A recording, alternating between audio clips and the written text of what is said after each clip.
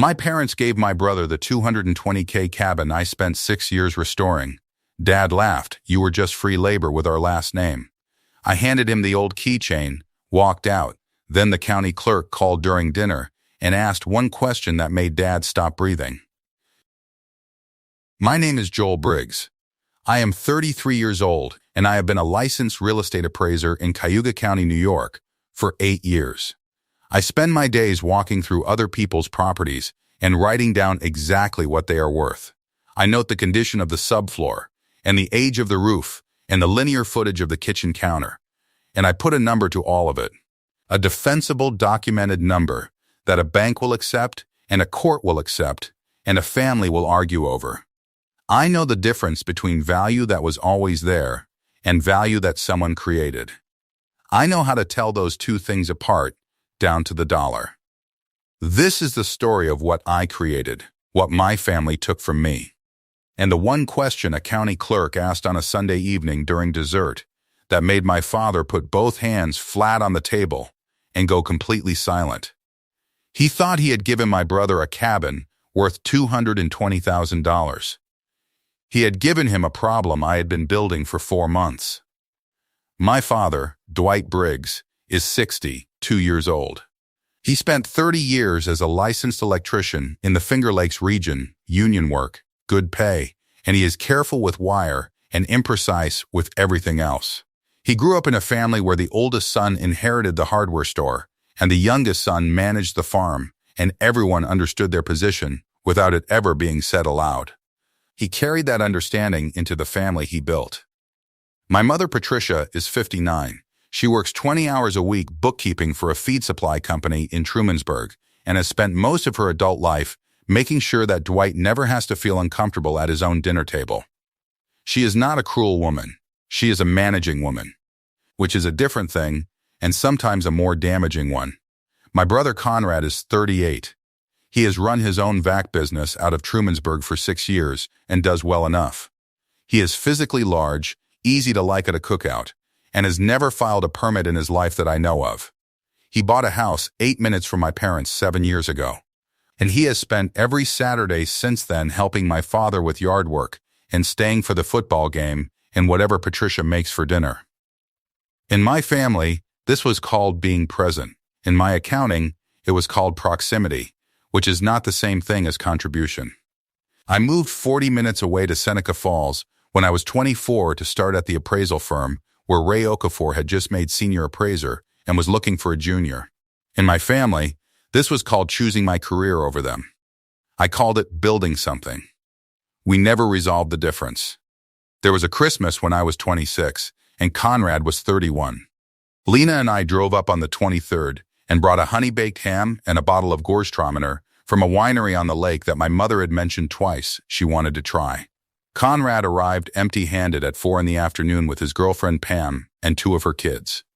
My mother had set the table with the good china, the set she had inherited from her own mother and brought out maybe twice a year. The centerpiece was the red poinsettia my father bought every December at the same garden center, same variety, same plastic pot. We sat down to eat. My father asked Conrad about a hunting trip he had taken in November, and Conrad talked about it for a long time. The deer, the stand placement, the weather that morning, the friends he had gone with. My father listened the way he listens to Conrad, with his fork down and his full attention. He asked follow-up questions. When Conrad finished, my father said, "That's a good one." He had said the same thing after Conrad's hunting story the previous Christmas, and the one before that. He did not ask me about anything until my mother prompted him. My mother put the poinsettia in the center of the table and then, without pausing, slid it 3 inches toward Conrad's end. I saw her do it. She did not see me see her. Lena's hand found my arm under the table. I did not say anything. That was established early, too. The summer I turned 14, my grandfather took me to the cabin alone for the first time.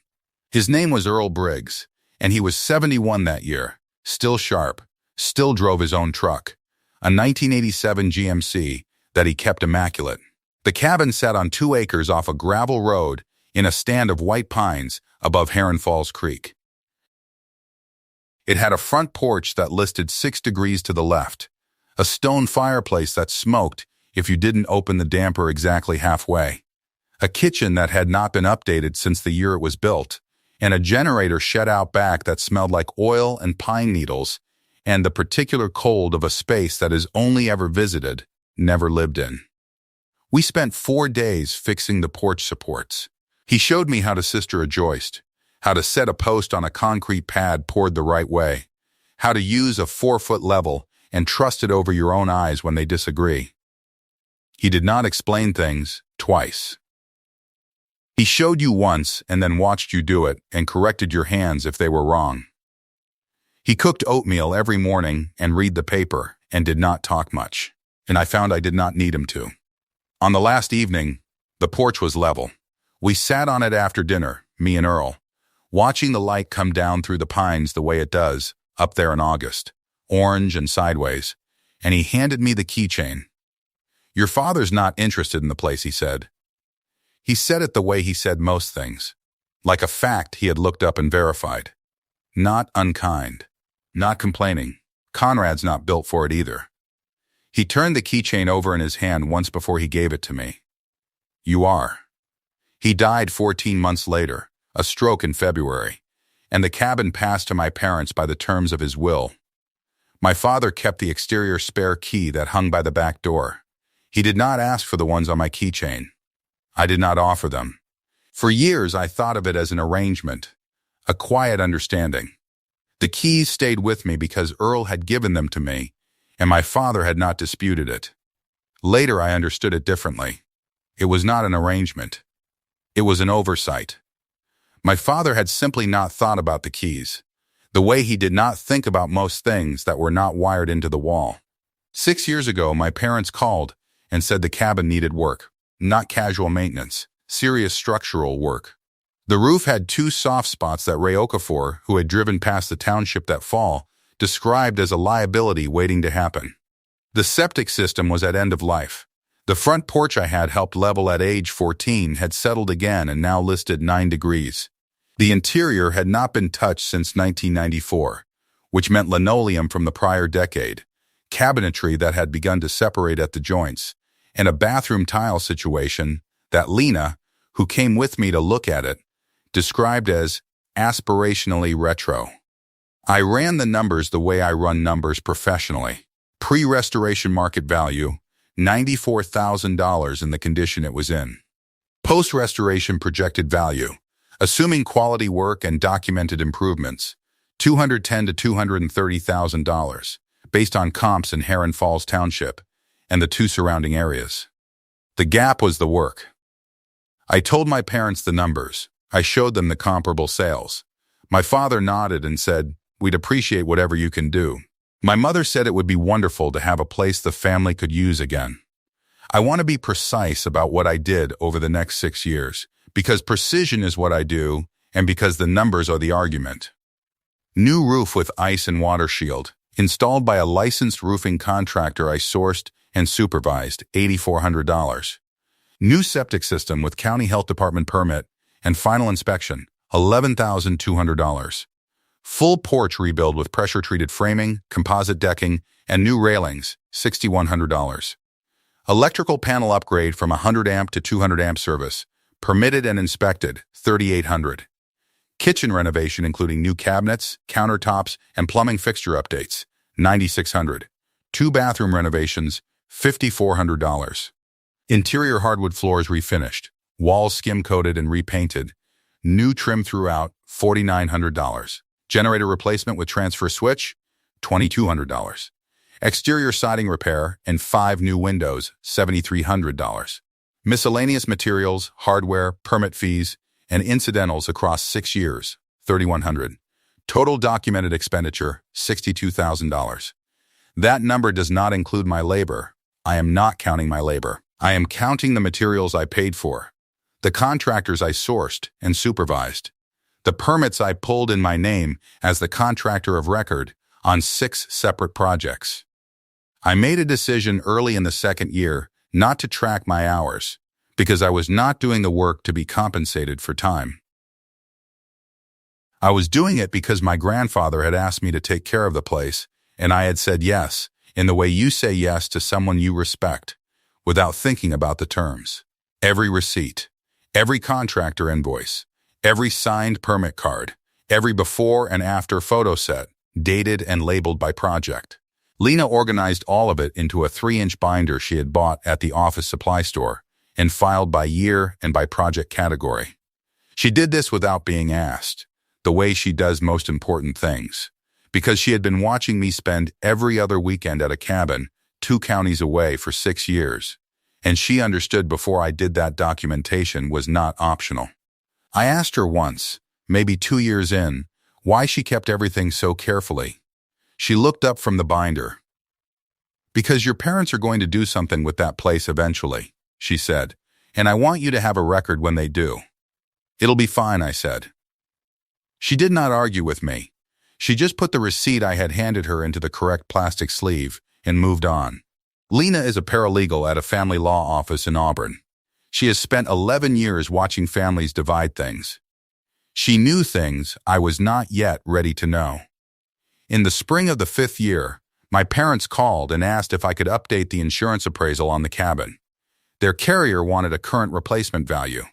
I went up on a Saturday, walked the property with my appraisal clipboard the way I walk any property, measured every room, noted every improvement, photographed everything. The pre-restoration value had been $94,000. The property in its current condition, with all completed improvements documented, appraised at $228,000. I gave my parents the figure. My mother said, "Isn't that something?" My father said, "Good."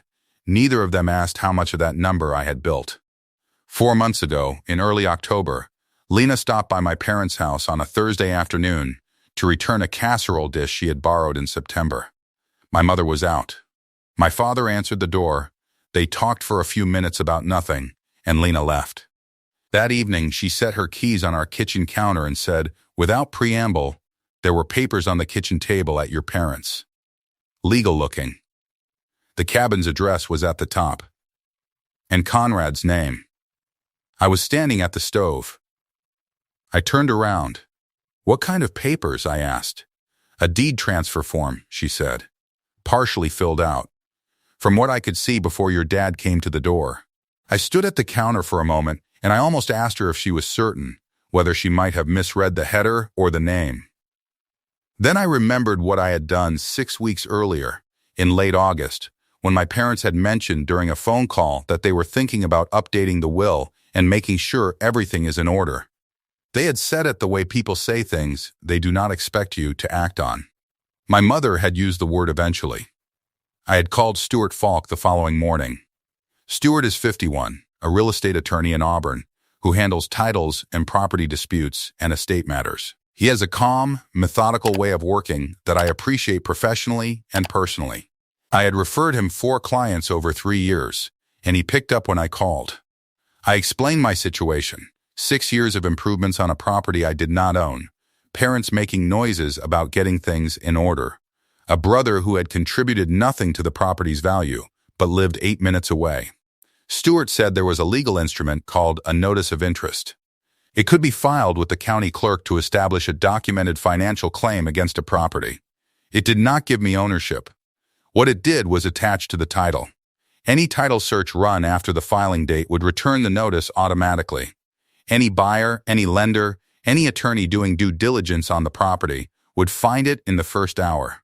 I asked what I needed to file it. "Documentation of your investment," Stuart said. "Which you have. I have $62,000 in receipts," I said.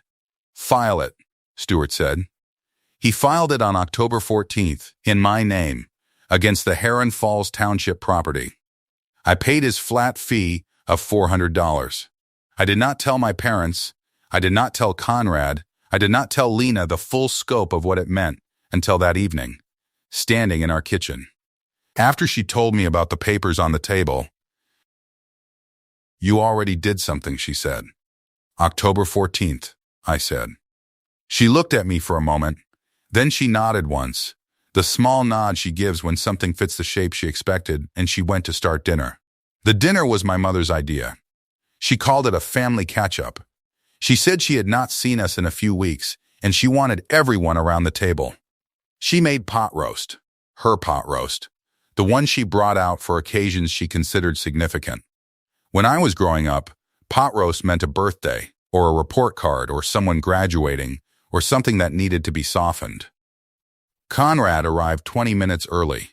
Lena and I arrived on time. My father was already at the head of the table. My mother passed the bread rolls to Conrad first. She set them down by his place, without thinking, the automatic reach, and then passed the basket to my father, and then set it in the center, closer to Conrad's end of the table than to mine. She did not notice. She never notices those things in herself. We ate for 20 minutes. My mother asked about Lena's work. My father asked Conrad about a commercial job he had bid in Ithaca, and Conrad talked about it for 10 minutes, the square footage of the system, the timeline, the margin on the parts. My father listened the way he listens to Conrad, attentively, leaning forward slightly. The pot roast was good. The table was set with the good china. Then my father set his fork down. He wiped his mouth with a cloth napkin. He looked at the centerpiece, not at me, and said, in the same flat voice he used to talk about the weather and the price of lumber and everything else that was already decided, we've been thinking about the cabin. We think it makes sense to put it in Conrad's name. He's local. He can keep an eye on it. We signed the paperwork last week. The room held still for a moment. I set my fork down. I looked at Conrad. He was looking at his plate. You signed the deed transfer, I said. We did, my father said. He picked his fork back up. Lena's hand moved 1 inch across the tablecloth toward my arm. She did not touch me. She just moved it and held it there. I put $62,000 into that property, I said. 6 years. Every weekend I could get up there. Every permit, every contractor, every board and nail. My mother said, we appreciate everything you did, Joel. Conrad is just better positioned to manage it going forward. He's right there. Conrad reached for the bread rolls. My father set his fork down again and looked at me for the first time since we had sat down. And he said the thing he said. You were just free labor with our last name. Conrad is family. He said it without anger. That was the thing about it. There was no heat in it. He said it the way he would read a number off a utility bill, flat and already known and not worth discussing further. As if the sentence had been true all along and he was simply saying it out loud for the first time because the occasion called for it. Stacy, Conrad's girlfriend, stopped moving her fork. She looked at the centerpiece. My mother was looking at her plate. I looked at Conrad. He had the bread rolls, and he was buttering one. I put my napkin on the table beside my plate. I reached down and unclipped the brass keychain from my belt loop, my grandfather's handwriting on the tag. The 2 keys I had carried for 19 years. I set it on the table in front of my father, between his water glass and the centerpiece. Okay, I said. I looked at Lena. She picked up her purse. We stood at the same time. I heard Conrad's chair shift as we walked out. By the time we reached the front door, I heard the small metallic sound of the keychain being picked up from the table. We drove the first 15 minutes in silence. Not the tense kind. The kind where both people are in the same room inside their heads, and they both know it, and neither one needs to narrate it. Lena turned the heat up without being asked. The road was empty and dark, pines on both sides, and I drove the way I drive when I am thinking. Both hands on the wheel, eyes on the center line. He has it on his belt loop by now, Lena said. Neither key fits, I said. She turned to look at me. I rekeyed the locks 2 weeks ago, I said. I drove up on a Saturday, installed new lock sets on the front door and the generator shed, and took the old cylinders with me. The keys on that chain opened nothing. She was quiet for a moment. Did you keep the new keys? They're in my office, I said. I had 2 copies made. One for me, one for Stuart. When did you decide to do that? I thought about it. When Dad said they were getting things in order, I said. I figured whoever had the keys to a property had a claim to it that felt real, whatever the paper said. I wanted Conrad to find out that feeling was wrong. Lena nodded slowly. She looked out the passenger window at the dark trees. That's very methodical of you, she said. I'm an appraiser, I said. We document everything and we think about the sequence. I called Stuart Falk when we got home. He picked up on the second ring. I told him what had happened at the table. He already had the notice on file. He already had the copies of the binder Lena had scanned and sent him in September. The transfer is recorded, he said, but the notice of interest predates it. October 14th. Any title search on that property pulls the notice first.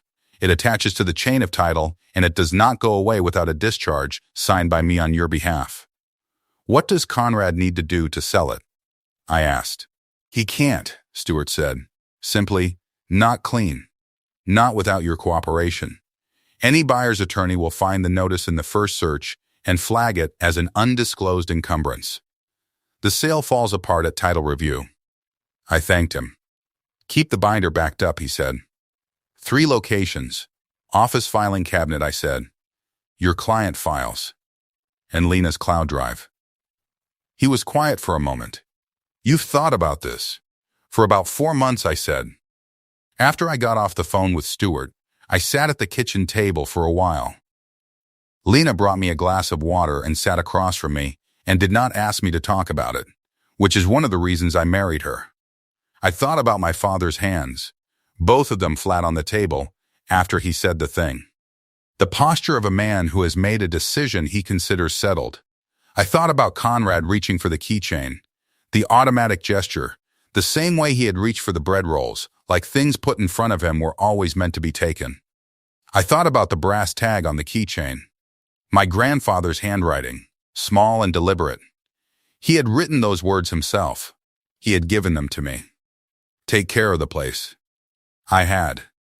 I had taken care of the place for 6 years. I had documented every dollar. I had pulled every permit in my name. I had filed a legal instrument that attached to the title before my father ever said the words out loud. I had changed the locks before dinner. I had taken care of the place the way Earl Briggs would have recognized. Conrad listed the cabin 11 days after the dinner. I know the exact date because Ray Okafor called me on a Wednesday morning. Ray is 57, my senior colleague at the appraisal firm, and he covers the Heron Falls Township market in his rotation. He sees every new listing that comes through, every price change, every day's on market figure. He called me the way he calls me when something in his territory surprises him, professional and deliberate. There's a listing active on the Heron Falls gravel road, he said. 2 acres, restored cabin. List price $209,000. Is that your family's place? It is, I said. Ray was quiet for a moment. The listing photos are good. Whoever took them knows what they're photographing. The restoration work shows. It should, I said. I did it. Another pause. Then, Joel, the list price is low. I'd put that property between $228,000 and $235,000 based on current comps in that township. Whoever priced it left a significant amount on the table. I thanked him and got off the phone. I pulled the comparable sales myself that afternoon.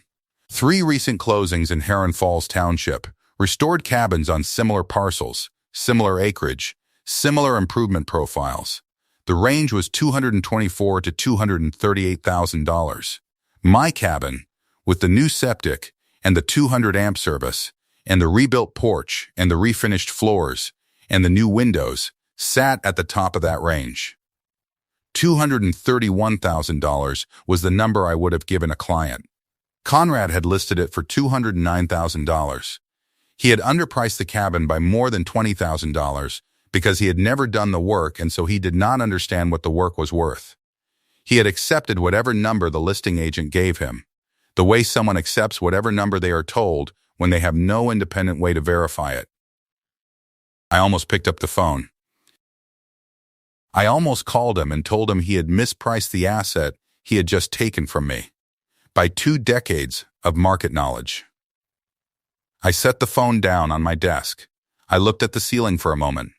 I had a binder with $62,000 in documented receipts. I had a notice of interest recorded October 14th in Cayuga County. I had 3 copies in 3 locations. I had a real estate attorney on file and a senior colleague who had just confirmed my valuation in a 30-second phone call. Conrad could price it wherever he wanted. It didn't matter what he priced it at. He could not sell it. If you've spent years building something for people who treated your labor like it cost them nothing, drop a comment below. And if you want to know how this ends, subscribe to Family Secret Tales so you don't miss the next part. The cash buyer came in 9 days after Conrad listed the cabin. Ray called again. He tracks the Heron Falls market the way I do, obsessively and by professional habit. And he had been watching the listing with the attention of a colleague who knows more than he is saying. Offer came in this morning, he said. Cash, $207,500. Below ask, but cash in this market moves fast. The listing agent is recommending Conrad accept. When would they close? I asked. 30 days. Standard cash timeline. Buyer's attorney will run title within the first week. Okay, I said. Joel, Ray's voice shifted slightly, the way it does when he is being careful with something. Is there something attached to that title I should be aware of? Notice of interest, I said. Filed October 14th. 62,000 in documented improvements. My name is on the permit records for 6 active projects tied to that address. There was a long pause. The buyer's attorney is going to find that in the first search, Ray said. I know. He was quiet for a moment. Then he said something I have thought about a number of times since. Your grandfather built that place. He did, I said, and I built the version of it that's worth $231,000. Ray said okay and got off the phone. I sat at my desk for a while. I thought about the buyer. Some family probably who had seen the listing photos of the rebuilt porch and the refinished floors and the updated kitchen, and had written a check without knowing what they were walking into. I thought about their attorney, who was going to run a standard title search in the next few days, and find my notice sitting there in the county records, like a hand raised in a quiet room. I thought about what it cost to buy a property that looks clean and isn't. The wasted inspection fees, the attorney hours, the time someone had spent imagining a life in a place they were going to have to walk away from. I felt something about that, though not enough to act on it. The buyer's problem was Conrad's problem. Conrad had listed a property he could not sell clean. That was not my arrangement. And I thought about Conrad, who had listed the cabin 11 days after receiving it and had accepted a cash offer at $207,500 for a property worth $231,000 because he had never priced a restoration and did not know what one was worth. He had not wanted the cabin. He had wanted the money the cabin represented. And he had gotten the money wrong by nearly $25,000. Because the value was in the work. And the work had been mine. My father had thought he was giving Conrad a gift. He had given him an asset he could not price, could not sell clean, and could not hold without cost. He had given him 6 years of someone else's labor, with no idea what that labor had created. I was not at my parents' house when the county clerk called. I was in my kitchen in Seneca Falls on a Sunday evening. Lena had made pasta with a tomato sauce she had been working on all afternoon. The good kind, the kind that takes time. And we were halfway through dinner when my phone showed a text from my mother. It said, "Call us when you can, please." Lena read it over my shoulder. She looked at me. "When did Conrad accept the offer?" she asked. 8 days ago, I said. So the title search came back. Probably this afternoon, I said. We finished dinner. Lena made coffee. I washed the pasta pot. We were ordinary and calm, and I felt, for the first time in 4 months, completely steady. What I know about what happened at my parents' table that evening I have from 3 sources. My mother, who called me twice and left a long voicemail, Conrad, who sent me a sequence of text messages that arrived in a cluster while I was drying the dishes, and Stuart Falk, who heard from the buyer's attorney the following morning and called me before 8. My parents had Conrad and his girlfriend Stacy over for Sunday dinner. My mother had made something good, I do not know what. They were at dessert. The cabin was under contract. 30 days to close, Conrad had been talking about what he would do with the money. Stacy would tell someone later, for most of the meal. My father's phone rang. The number on the screen was the Cayuga County Clerk's office. My father answered it on speaker, the way he answers everything, because he is 62 years old and decided years ago that speakerphone was more practical. The voice was Deb Holloway from the Recorder's Division. She was unhurried and professional, the way county employees are when the paperwork is in order and the situation is not theirs. She said she was calling regarding the property on the Heron Falls Gravel Road, Heron Falls Township, Cayuga County. She said the office had received a title inquiry from a buyer's attorney on that parcel, and the search had returned a recorded notice of interest dated October 14th, in the name of Joel Briggs, documenting a financial interest of $62,000 in property improvements. Then she asked her question. Was the owner of record aware of this encumbrance at the time of the deed transfer to Conrad Briggs? My mother said later that the table went completely silent. Not the dinner kind of silence, the kind where someone is chewing or someone is reaching for something. The other kind. My father set his fork down. Both hands went flat on the table. He looked at Conrad. Conrad stood up from his chair. Then he sat back down. He put his phone on the table. Stacy picked up her water glass and set it down. Deb Holloway waited on the other end of the line. She was doing her job. She had no idea she was the last note in something that had been building for 4 months. What does that mean? Conrad said. He was not asking Deb Holloway. He was asking my father, in the voice he uses when something has gone wrong that someone else was supposed to handle. My father did not answer him. Mr. Briggs? Deb Holloway said. The buyer's attorney has indicated they'll need written confirmation that the notice of interest will be discharged prior to closing. They're requesting that confirmation within 5 business days. My father said he would have to call back. Deb Holloway gave him a reference number, confirmed the address, and got off the line. My mother said the table stayed quiet for a long time after that. Stacy excused herself to use the restroom and did not come back for several minutes. Conrad was looking at his phone. My father had both hands still on the table, looking at the centerpiece, and my mother said she did not know what he was thinking because he did not say anything, and his face was the face he gets when something does not fit the way he arranged it in his head. The text from Conrad arrived on my phone in a cluster while Lena was pouring coffee.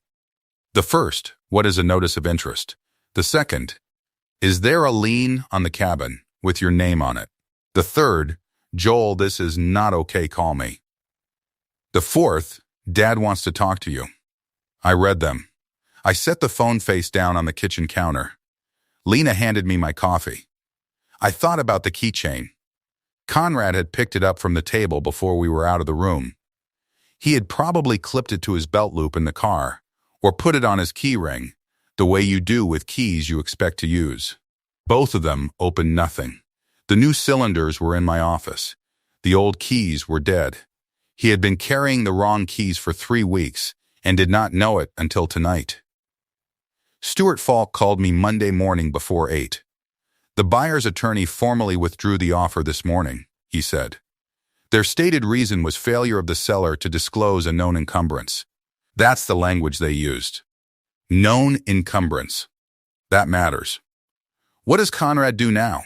I asked. His options are straightforward, but none of them are good, Stuart said. He can relist the property. The notice of interest will appear on every subsequent title search.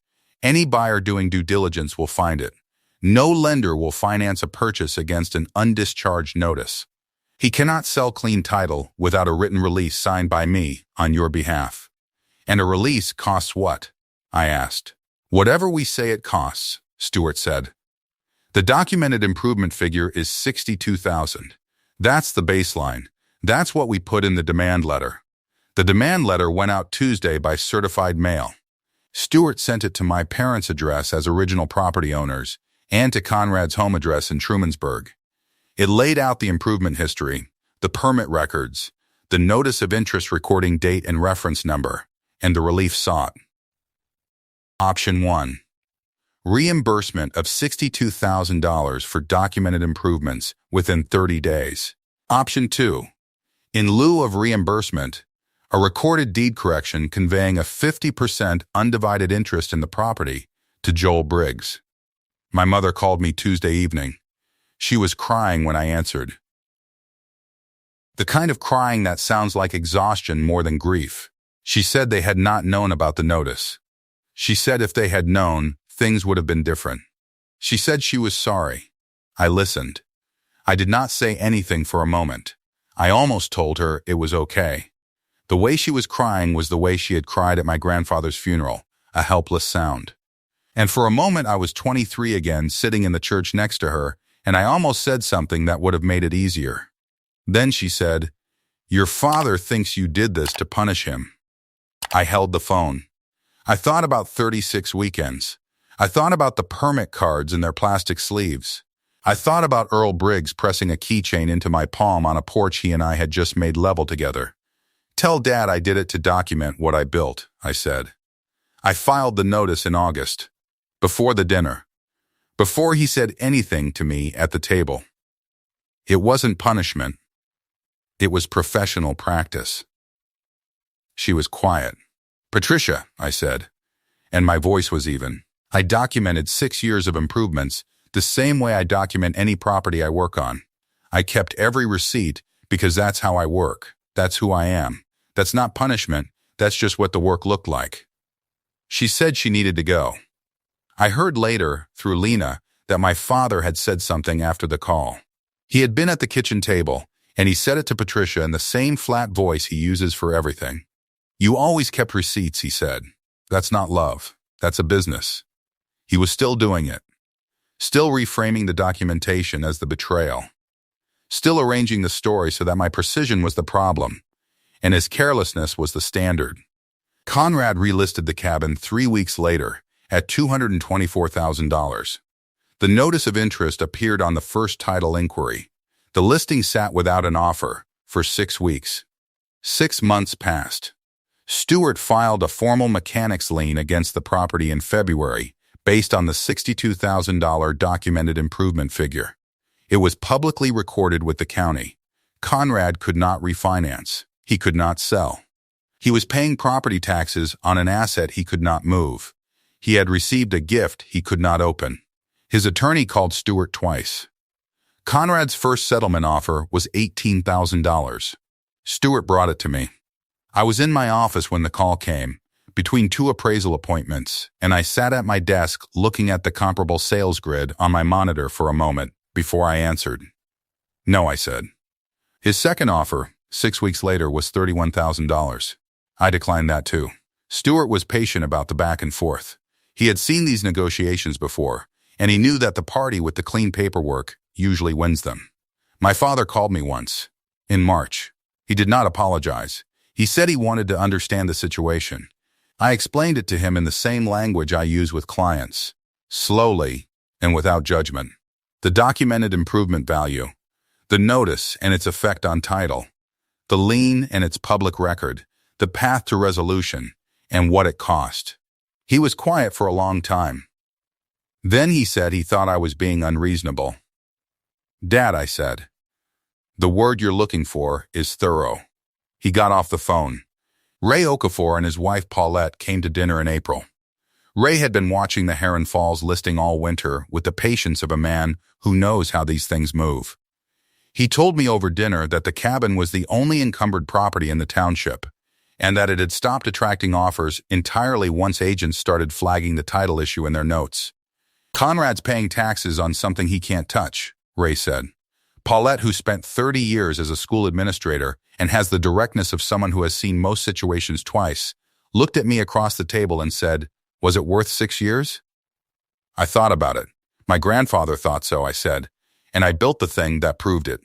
In May, Conrad's attorney contacted Stewart with a new offer, $52,000 in full settlement, and a signed agreement releasing Conrad from any further claims on the property. Stewart brought it to me. I sat with it for 2 days. "It's not the full 62, Stewart said. But it's close. And it ends it. Accept it, I said. The $52,000 cleared on a Thursday in June. Stewart filed the discharge of the notice of interest that afternoon. The lien was released the following week. Conrad had clean title for the first time since October 14th. He relisted the cabin at $231 the following Monday, the number I would have told him 8 months earlier. The number Ray had quoted me the morning Conrad listed it at $209,000. The cabin sold in 18 days. Conrad netted approximately $179,000 after the settlement payment and the agent commission. He called it a win. I did not argue with him. I drove past the Heron Falls cabin once, in late July, the week after the closing. I did not stop. I slowed on the gravel road and looked at it through the passenger window. A welcome mat on the rebuilt porch. Someone had planted petunias in the window boxes I had installed 4 summers ago. Pink and white. The front door was open, and a kid, maybe 8 or 9 years old, came running out and down the porch steps and into the yard. The screen door closed behind him with the quiet sound of a well-fitted door, the soft wooden sound that only happens when the frame is true and the hinges are set correctly. I had set those hinges. I drove on. There is a brass keychain on my desk at home. 2 keys, my grandfather's handwriting on the tag. These are the copies I had made before I handed the original back to my father. The originals are somewhere in Conrad's house now, or in a junk drawer, or thrown away. They open nothing. My copies still worked when I checked them the week before closing, one last time. At the transfer table, I gave the new keys to the new owners, along with the permit binder and the appliance manuals and the maintenance records for the septic system. I showed them where the shutoff valves were. I told them the fireplace damper needs to be opened exactly halfway, or the smoke comes into the room. My grandfather told me that the first summer I worked alongside him, I made sure someone would remember it. If this story hit close to home, subscribe to Family Secret Tales.